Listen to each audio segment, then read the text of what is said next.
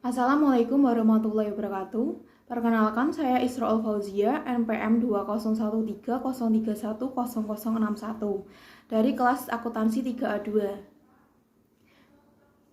Di sini saya akan menjelaskan akhlak, ruang lingkup akhlak, dan tujuannya. Yang pertama, akhlak menurut para ahli. Pengertian akhlak menurut Profesor Dr. Ahmad Amin. Akhlak menurut bahasa merupakan kebiasaan atau keinginan, sedangkan menurut istilah menangnya keinginan dari beberapa keinginan manusia dengan langsung berturut-turut. Yang kedua, pengertian akhlak menurut Dr. Andes Barmawi Umari. Akhlak merupakan baik dan buruk, terpuji dan tercela, perkataan atau perbuatan manusia lahir dan batin. Yang ketiga, pengertian akhlak menurut Tiswarni MAG. Akhlak berasal dari bahasa Arab, yaitu akhlakak yuklihu ikhlakan jamaknya kulukun, yang berarti perangai, adat, kebiasaan, budi pekerti, tingkah laku atau tabiat. Yang terakhir, konsep akhlak menurut Al-Ghazali adalah sifat yang tertanam dalam jiwa seorang, darinya lahir perbuatan yang mudah tanpa pertimbangan pikiran terlebih dahulu. Jadi dapat disimpulkan bahwa definisi akhlak adalah keadaan jiwa yang mendorong melakukan sesuatu perbuatan secara spontan, tanpa pertimbangan dan proses berpikir terlebih dahulu, tanpa ada unsur kepaksaan. 5 ciri penting akhlak. Yang pertama, akhlak adalah perbuatan yang tertanam kuat dalam jiwa seseorang sehingga menjadi kepribadiannya. Yang kedua, akhlak merupakan perbuatan yang dilakukan dengan mudah dan tanpa pemikiran. Yang ketiga, akhlak adalah perbuatan yang timbul dari dalam diri seseorang tanpa ada paksaan atau tekanan dari luar.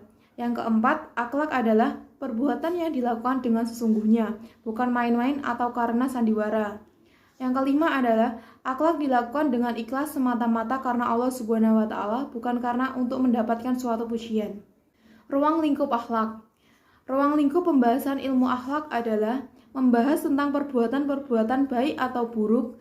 Ilmu akhlak dapat pula disebut sebagai ilmu yang berisi pembahasan dalam upaya mengenal tingkah laku manusia, kemudian memberikan nilai-nilai atau hukum kepada perbuatan tersebut, yaitu apakah perbuatan tersebut tergolong baik ataupun buruk.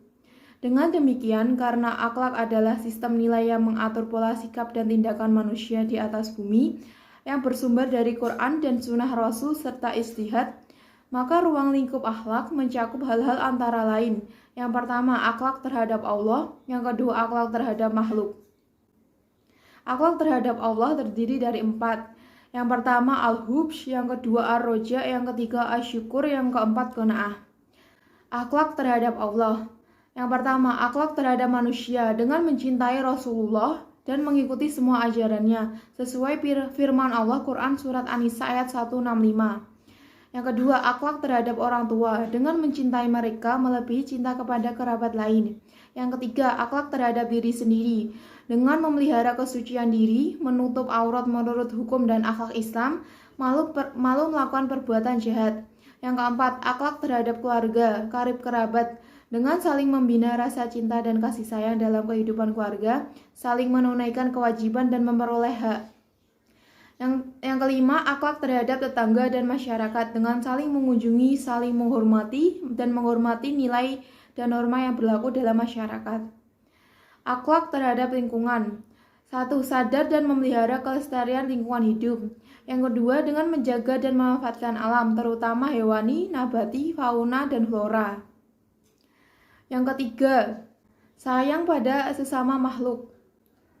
Tujuan mempelajari akhlak.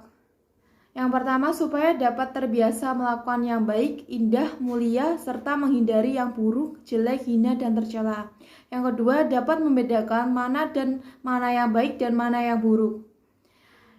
Dan untuk membersihkan kalbu dari kotoran-kotoran hawa nafsu dan amarah, sehingga hati menjadi bersih. Manfaat mempelajari akhlak. Yang pertama, memajukan rohani. Dengan mempelajari ilmu akhlak rohani, manusia menjadi terdidik dan secara otomatis menjadi kuat dalam menanti sekian banyak godaan yang dapat menurunkan kualitas rohani manusia. Yang kedua, menuntut kepada kebaikan. Ilmu akhlak juga mempelajari dan mendorong manusia supaya memiliki kebiasaan dan tingkah laku yang baik sehingga dapat menjalankan hidup dengan bermanfaat dan memproduksi kebaikan yang mendatangkan manfaat bagi sesama manusia. Yang ketiga, memperoleh keutamaan di akhirat. Orang-orang yang berakhlak yang berusaha mengaplikasikan dalam kehidupannya, maka ia akan hidup dengan penuh keberkatan, damai, tenang, dan diridhoi oleh Allah, dan akan selamat hidup di akhirat. Sekian presentasi dari saya, kurang lebihnya mohon maaf. Wassalamualaikum warahmatullahi wabarakatuh.